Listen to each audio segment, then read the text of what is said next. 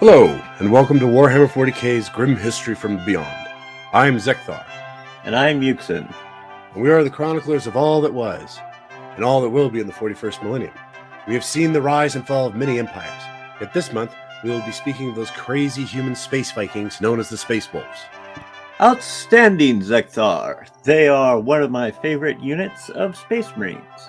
Those strange humans who were altered by gene seeds and also the sons of Leman Russ.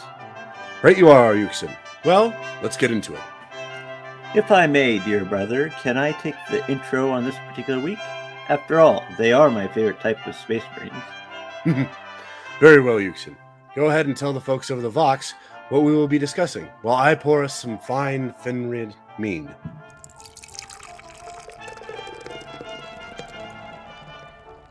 Thank you, Zeckthar. This is some fine mead. Indeed. Well, to get on with it, I think we should start with the story of Leman Russ. An excellent idea, brother. But I have one question. Should these be the tales of before he met the Emperor of Humanity, or after? Well, that is quite the question. We could fill many a podcast with both sides of his life. You know, since I get to start our Vox with my interest in chronicling, how about you solve this riddle? Well, due to time constraints, let's start with when he meets the Emperor. Very well. Let me start with one of my favorite stories of Leman Russ before he was a Space Marine. Now, Zeckthar, before we get started on how they actually met, we have to go back a ways. As you know, brother, the Emperor of Man was busy trying to create 20 superhumans we know today as the Primarchs. Each one of these humans were gifted with godlike strength, speed, and endurance, yet each had their own unique powers that stood out from the rest. Unfortunately, disaster struck. To put it bluntly, Zeckthar, the warp swallowed up the 20 Primarchs before they could hatch and spat them out into the Milky Way, much to the chagrin of the Emperor. Instead of starting all over again, the Emperor took the raw genetic information and created soldiers that we have come to know as Space Marines. This was the first founding with the original 20 legions. These mighty warriors paled in comparison to the Primarchs, but they were giants among men. Hooching them all into ships, the Emperor hummed to himself as he went about conquering the galaxy with his great army. While this was the primary reason for his actions, he also had a secondary goal, to find the lost Primarchs, which leads us to Leman Russ. Leman Russ crash-landed on a cold and frigid planet named Fenris, originally raised by wolves and then taken in by the tribe known as Russ. He learned the skills of humanity quickly, under the tutelage of the tribe's king, Zeckthar. He came to realize he was more man than wolf, but far superior to both. When the old king died, there was only one clear person to take up the mantle of king. Soon after taking the crown, Leman set about pulling all the tribes of Fenris under his rule. It wasn't long before every man, woman, and child bent the knee to Leman. And that is how he became the Wolf King, ruler of Fenris. His feats and deeds traveled far and wide until they reached the Emperor on Holy Terra. Taking to his ships, he flew through the stars to find his long-lost son. The Emperor, disguised in a long plain robe and cloaked in psychic ruins of disguise, entered the long hall of Russ. Those few natives that were sharp-eyed and sober, as well as the great Fenrisian wolves, shrunk from this new powerful presence. The Emperor had known well that proud Russ would never bow to his rule without being beaten in a contest. The Emperor was convinced of his own power and knew that such a challenge would be as nothing to him. The strange wanderer approached the wolf throne and its gargantuan occupant and stood firm, staring hard at where Russ was presiding over the feast. It was then that the stranger offered his challenge. The nature of the contest was for the Wolf King to decide. If the stranger won, he asked for nothing but to be allowed to drink at the right hand of Russ during the feast. Russ demanded that should the wanderer fail, he would serve at the king's behest for a year. Grimly, the stranger accepted. Russ challenged the emperor to a series of tests. The Wolf King did not wish to spoil a good feast, so his first challenge was to an eating competition. The stranger ate well indeed, consuming many times more than the stoutest warriors present without pause. But when he looked up from his plate, Russ had already consumed 3 entire aurochs. The emperor had lost the first challenge, but the king was enjoying his sport. He realized that the brown cloaked traveler had the spirit of a Fenrisian, and so he challenged the outlander to a drinking bout. But by the time the wanderer had reached his 6th barrel of strong Fenrisian mead, there was no more to drink. The Wolf King had drained the entire feast dry. Once again, the emperor had lost.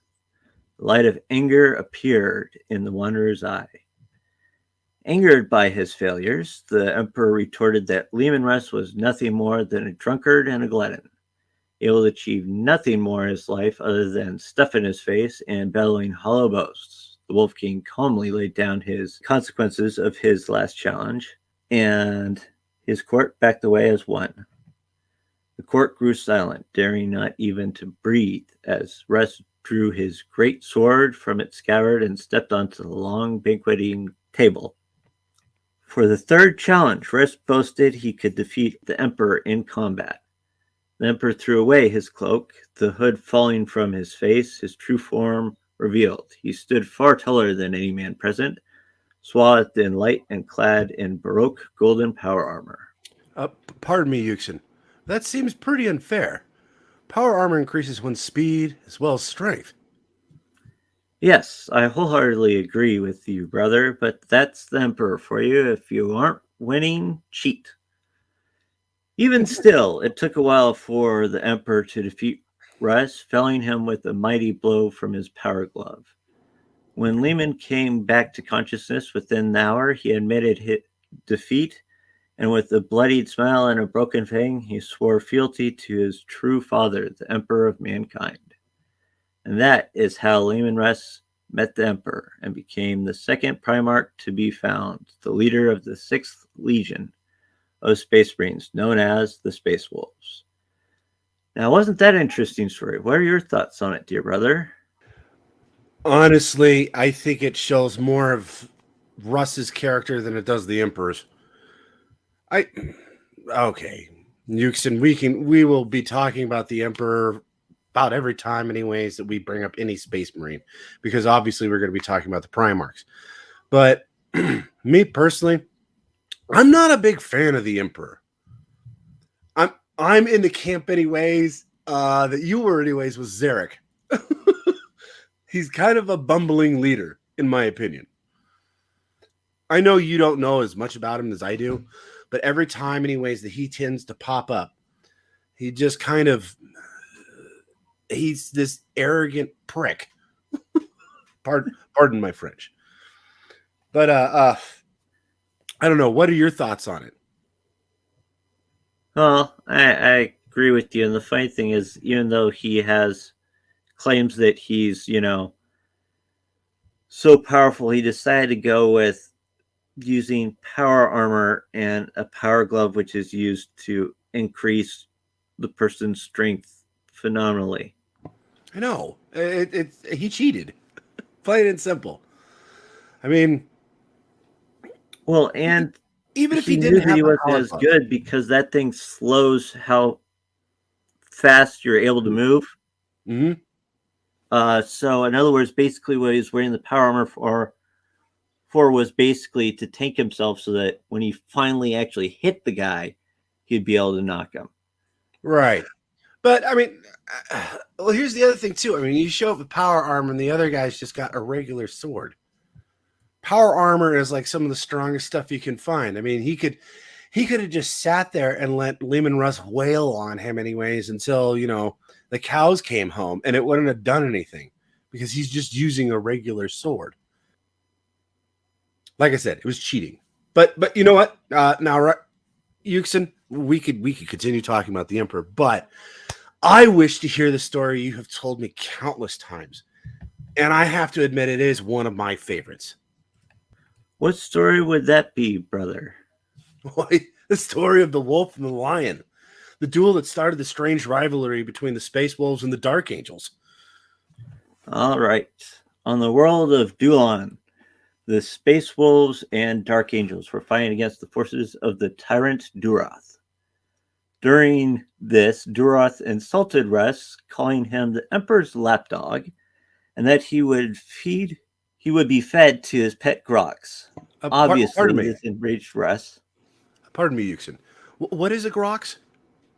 A grox is basically a vicious animal that apparently is great as livestock, but can tear you apart limb from limb. You know, as being as is pretty much everything else in this Milky Way. Yeah. It just hates life. It's delicious so long as it doesn't tear you into a million pieces. Wait a minute. Is this what you're talking? Is this what I've heard? Anyways, this the Grox burger. That's made out of this buns. Yeah. Oh, okay. Yeah, that's good eating. Yeah. Sorry to interrupt. Carry on. Okay. So obviously, though, this enraged Russ, and he swore to remove Duroth's head from his shoulders. He demanded that the Dark Angels allow him and his Space Wolves to immediately assault the tyrant's Crimson Fortress. Leon L. Johnson, who had been spending days finding weak points in the fortress and meticulously planning the attack, refused the hot-headed barbarians' demand, for surely he would mess things up, and began the assault and storming the fortress with few casualties. Being bogged down in combat at the base of the fortress, Russ could only howl in anger as he saw Johnson himself slay Duroth. After the battle, Russ stormed into the hall of the fortress and punched L. Johnson in the head, starting an impromptu wrestling match between the two Primarchs. Both being equally matched, Russ being the stronger while L. Johnson being the faster, they wrestled for a day and a night before breaking apart. Seeing how ridiculous and immature this situation was, Russ started laughing. Johnson, on the other hand, was not amused and, feeling that Russ's first punch was treacherous, struck Russ unconscious. Now, feeling his honor had been satisfied, he left and took his Space Marines and departed to fight in the Allosaur campaign. By the time Russ regained consciousness, L. Johnson and his Dark Angels were already gone. To this day, the rivalry between Space Wolves and Dark Angels is so strong that each time these chapters meet, each selects a champion to fight in a non-lethal match in order that honor shall be satisfied. Now, Zeckthar, I know this is one of your favorite stories, as well as one of my own. But what are your feelings on such a trivial bit of history yet has grown into legend? Honestly, I think this is kind of an interesting. It builds kind of an interesting relationship with L. Johnson and Russ. They're brothers, and they have a very combative relationship. But when the metal meets the meat, anyways, they're always going to side against whatever's against them. They'll fight one another, as you've seen, anyways, tooth and claw. But they will, if something comes between them, anyways, they'll beat the crap out of whatever's there. Now, to me, anyways, this is almost like Arthurian. You know what I mean? No. Like the tales of Terran 42, Knights of the Round Table. Very kind of like these guys could have existed, but it's slowly kind of built into this giant legend that we know today. That's kind of what happened here, except for they actually have pretty historical documents on how it was. Now, it's interesting, depending on which chapter you're talking about, they have different accounts of what happened. But the one thing we do know is, like you said, the wolf and the lion ended up fighting for about a day. Leon Russ started laughing about the futility of it all, and then Leon Johnson punched him in the face, knocking him out, and then took off. But depending on who you're talking about, anyways, they have a different aspect of why they were fighting. And more importantly, anyways, who really got the upper hand throughout the whole thing? Obviously, the Space Wolves think, well, Leman Russ, anyways, he just kind of gave up, as opposed to the Dark Angels, who were just kind of like, well, Leon Johnson finally found the upper hand, and if he hadn't been, if it hadn't been Leman Russ, he probably would have killed him, kind of thing. But to me, anyways, I find it just very interesting that they still hold this to today. Now, you mentioned, by the way, non-lethal match. It gets touch and go sometimes. It's normally, anyways, the first blood, if I recall right? I believe so. Yeah. And sometimes, how shall I put this? Spirits get real pumped, and sometimes it goes a little past that. But normally it's supposed to be a non-lethal match. But we will find out later, and I think you're going to document about this anyways, where they actually stood side by side, correct?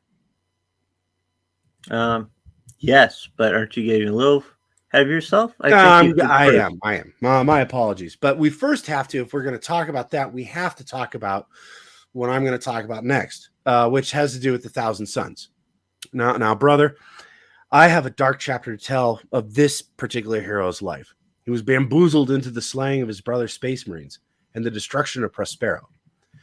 Now, as you know, Yuksen, the Space Wolves have a deep hatred and distrust of sorcery. Led by the Primarch Magnus the Red, were known for their sorcery. It didn't take long before their differences of opinion led to blows. In the Arc Reach Cluster campaign, the two legions were assigned to fight side by side, and all seemed well until victory. Magnus argued valiantly that the brutal extermination of the people of the Arc Reach was wrong, while Leman, known as the Emperor's executioner, said they were given a choice: stand with the Emperor or die, and they had chosen poorly. This bickering went back and forth until it came to a head at the Battle of Phoenix Crag. Soon tensions flared, and several of the Space Wolves charged the Thousand Sons. The warriors of the 15th Legion utilized their deadly psychic abilities and slew several Fenrisian wolves, as well as disabling the bodies of the Space Wolves themselves. As the skirmish began, disaster struck. One of the Thousand Sons, named Hester, overexerted his psychic powers and began to flesh change. This means that the chaotic warp began to take over his body and mutate Hester horribly. Seeing this caused panic in the ranks of the Thousand Sons, and soon others began to fall prey to the flesh change. A surging wave of power erupted as Magnus the Red came forth and stepped towards the hideously transformed Hester, who seemed to reach out to Magnus as though to embrace him, and the Primarch opened his arms to receive him in forgiveness and mercy. Suddenly, a thunderous bang sounded, and Hester's body exploded as a single explosive round detonated within his chest. Silence descended as a heavy tink sound of monstrous expended brass casing struck the ground. It was the Wolf King himself who had ended Hester's suffering.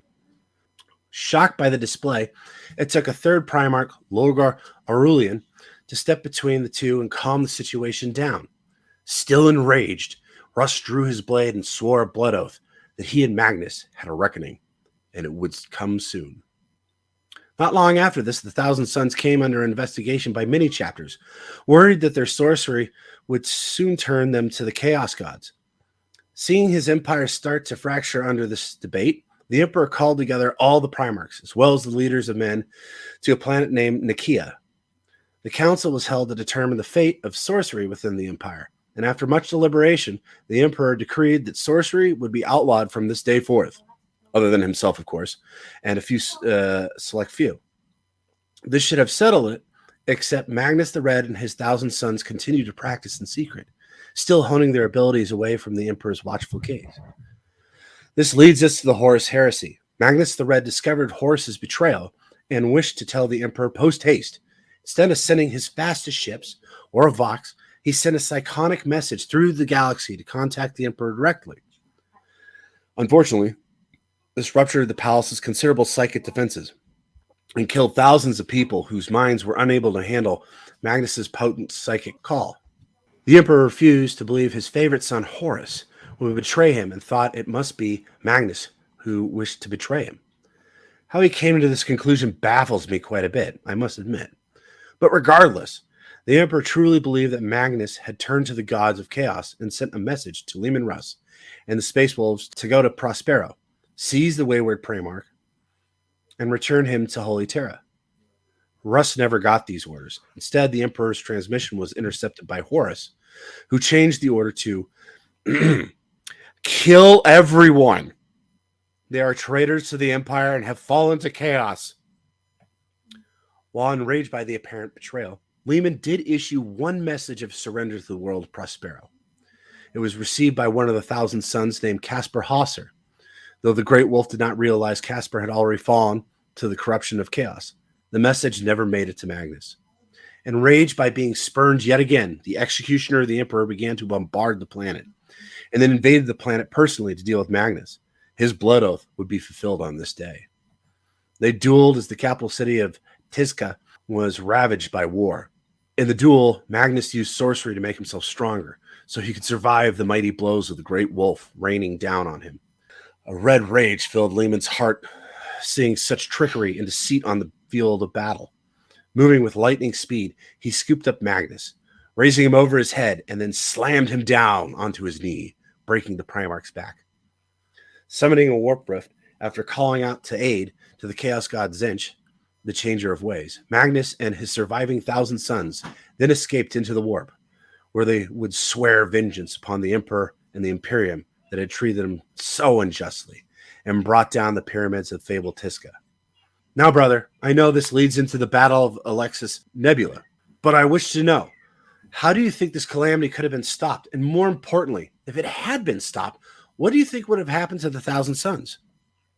Well, first off, I think one of the ways that could have been stopped is by not using a psychic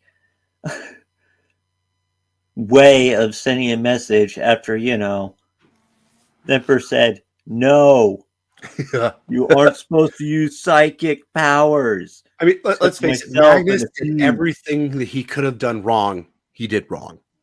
Yes, exactly. I'm just saying, if he happened to do one thing right, what do you think would have happened?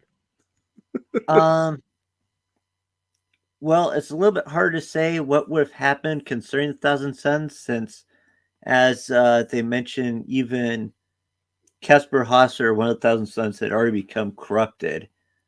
And since they were actually still practicing sorcery, the chances of more and more of them becoming corrupted would have been much greater over time. And yet, the fact they were practicing it, they were still going against what the Emperor declared. Right. So you think at some point they would have been either disciplined or they would have fallen to chaos, is my guess. But here's kind of the question of timing there, though. Like I said, let's just give an example. So, like, for instance, instead of sending the message the way that he did, he sent a vox. And it happened to get to the Emperor, right? So the Emperor goes, this is weird. This doesn't make any sense. So then he, instead, anyways, he ends up working with Magnus. So your time period, anyways, of them changing, anyways, to help out Zinch, the Chaos God of Change, gets delayed significantly, probably past the Horus Heresy. So how do you think that would have changed everything in that situation? Mind you, this is a butterfly effect. We obviously know what happened, but I just kind of wanted your 2 cents on it. And first off, he would have to be able to prove, because, he had more faith in Horus than he did in Magnus. So you got a good point there. He would have accepted it anyways. So the Emperor's like, how do you know this? I got a hunch. Yeah, exactly. That's about as good as he's going to get. Wait, did you do that I did tell you to? No. Those are some thoughts, brother. But I believe we must press on to the Battle of Alexis Nebula. Correct? All right. So this story I find most interesting due to it having an interesting twist to it. Ooh. Following the raising of Prospero, Russ commanded his legion to muster within the Alexis Nebula. Unfortunately, Horus was ready for this and deployed the 20th Legion, also known as the Alpha Legion, to launch a massive attack on the battered and outnumbered Space Wolves. The Alpha Legion and its twin Primarchs, Alpharius and Omegon, harbored a deep grudge against Russ and his Space Wolves for their criticism on how their Legion fought. For in comparison to open combat, which was the honorable way to fight in the Space Wolves' minds, they won battles by relying on trickery, manipulation, and subterfuge. It was no wonder that the Alpha Legion relished the chance to prove their superiority and stick it to the arrogant wolves of Fenris. Their hope was to delay the sons of Russ long enough to prevent them from contributing to the imperial defense of Terra. Upon the wolves being assaulted, Russ sent a distress signal to the nearby White Scars, requesting reinforcements to combat the Alpha Legion. The Primarch of the White Scars, Zagatai Khan, who had been receiving conflicting and often contradictory astropathic messages, had come to the decision of not acting until he knew beyond a shadow of a doubt who was friend and who was foe. This meant, much to the dismay of Russ, they wouldn't receive any assistance from the White Scars. Now, pardon the interruption, but now looking back, brother, this does not seem prudent.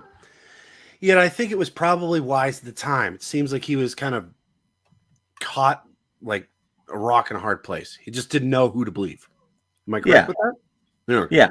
I would rather personally, if I had no idea, I would probably do exactly what he did and say, no, I'm going to stay back until I know who's the right person that I should be helping out here. Right.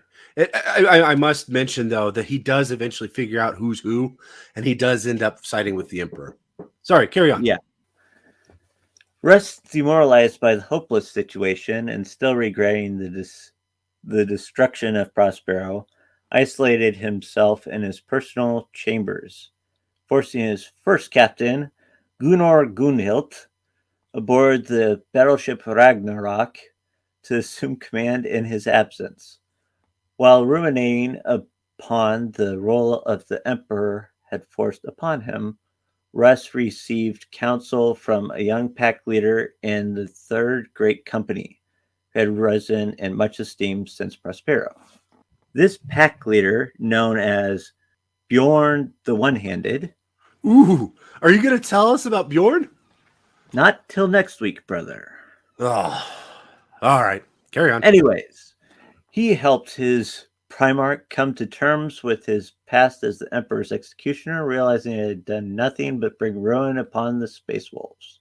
As this was happening, Gunhild led the fleet in a desperate breakout attempt. He became reinvigorated as his Primarch reemerged and basically sacrificed himself and his crew to slow the Alpha Legion's advance, which unfortunately still caught the limping fleet. During the ensuing battle, a large contingent of cataphracti terminators of Larnian teleported aboard the bridge of Russ's flagship, where the Wolf King seemingly battled Alpharius, disguised as one of his own terminators. Despite the Alpha Legion being on the verge of victory, it was snatched away, as, much to the surprise of all forces involved, a large Dark Angels fleet led by a mobile starfort. With these new forces, the Wolves were able to force the Alpha Legion to withdraw. How did this occur, you may ask? How?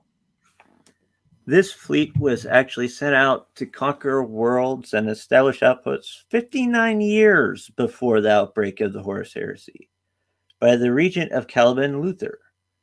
This fleet, hidden within the Alexis Nebula, originally unaware of the galaxy-wide rebellion, started to receive fractures of information, none of which gave a clear view of loyalist or traitor. Upon hearing the distress signals from the wolves, Captain Ormond infiltrated the Wolf King's flagship in order to determine if they were loyal to the Emperor. His duplicity was discovered by Rune Priest Kava, who brought him before Russ. Seeing the Space Wolves valiantly battle the treacherous Alpha Legion, Ormond determined the 6th Legion was still loyal and informed his commander of their intent. They then intervened on the Wolves' behalf and helped rout the traitor fleet. What do you think of Russ's self-thought here?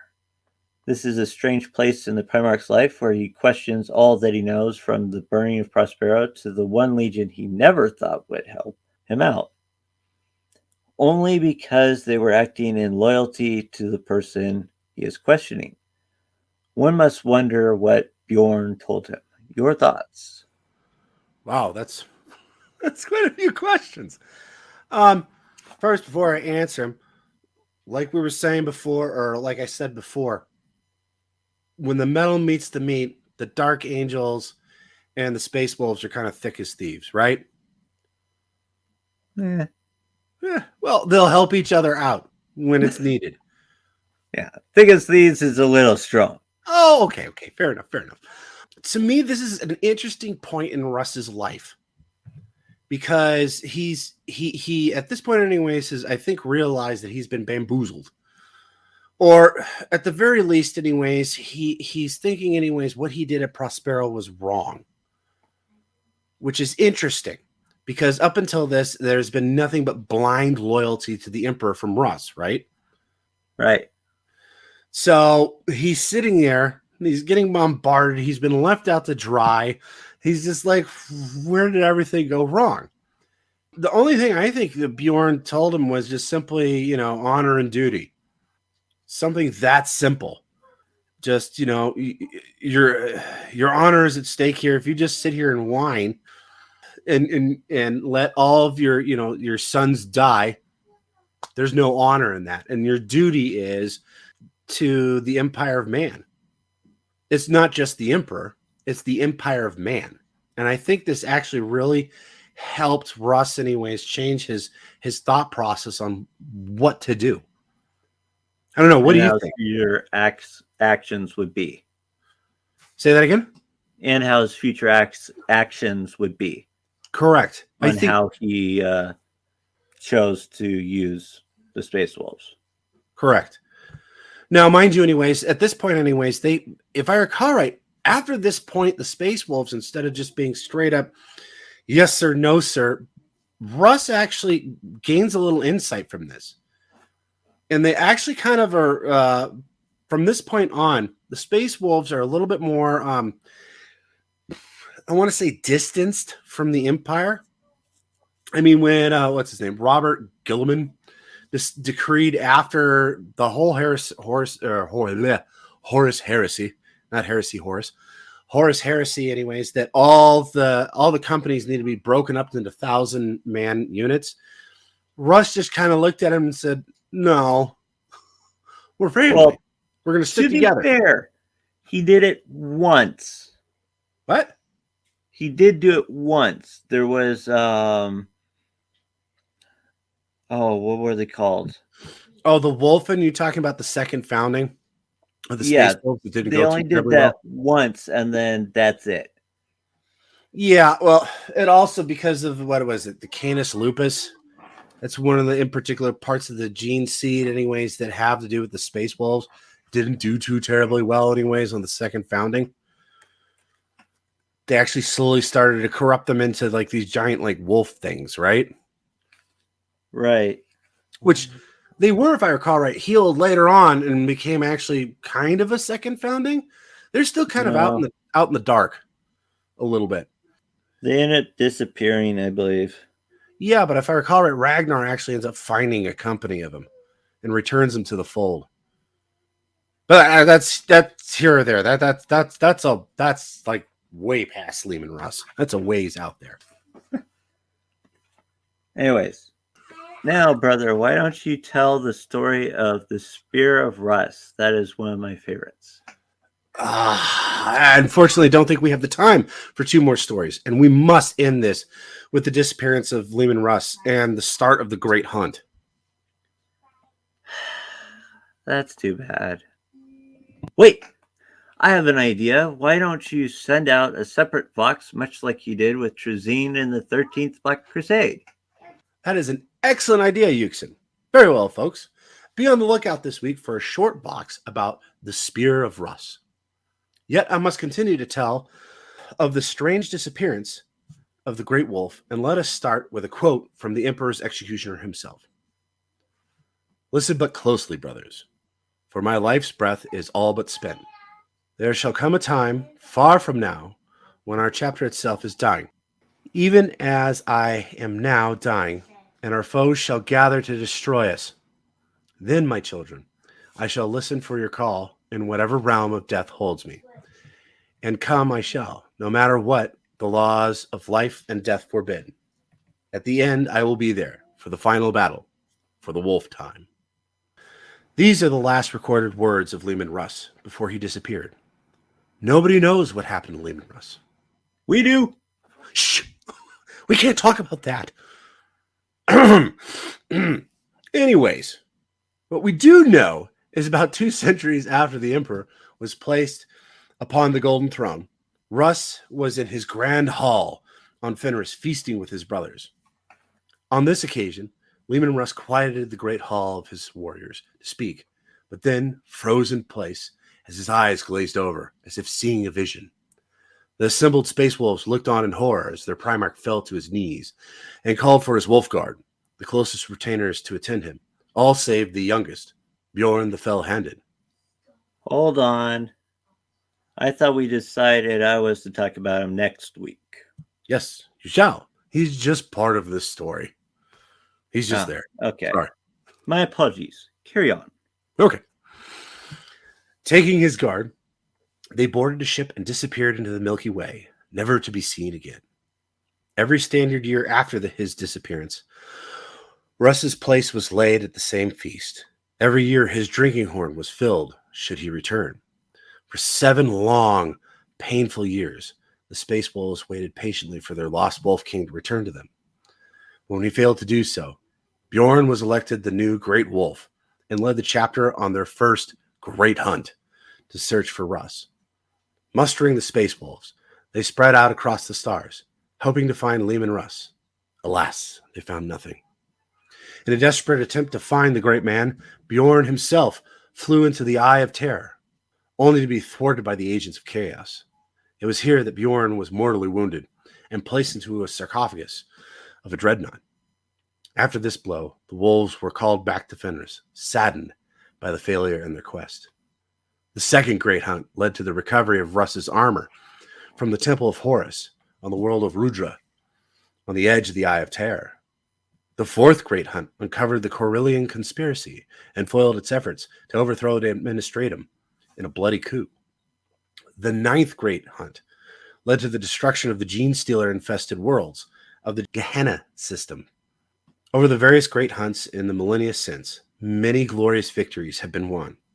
Each hunt beginning when Russ speaks through visions into the minds of the chapter's rune priests, granting his sons his wisdom from time to time and sending them on new quests. None have succeeded in the final goal of recovering their gene father, but Russ has assured his sons with his final words that he will return to them in time for the final battle of the Imperium against the forces of chaos, a period he calls the Wolf Time. Why did he disappear? Some say it was to find his friend, Lionel Johnson. Others say he went into the Eye of Terror to find the Tree of Life so he can revive his fallen father, the Emperor. I can't tell you why, but one wonders if his arrival will be soon and what the Wolf Time will mean for the Empire of Man. Unfortunately, that is all the time we have for today. Very well. Join us next time when we talk about notable characters of the Space Wolves. Agreed. And don't forget to send your questions about the Space Wolves at www.ashraka.com. Yes, sirree, Bob. Until next time, this is Yuksen and Zeckthar signing off.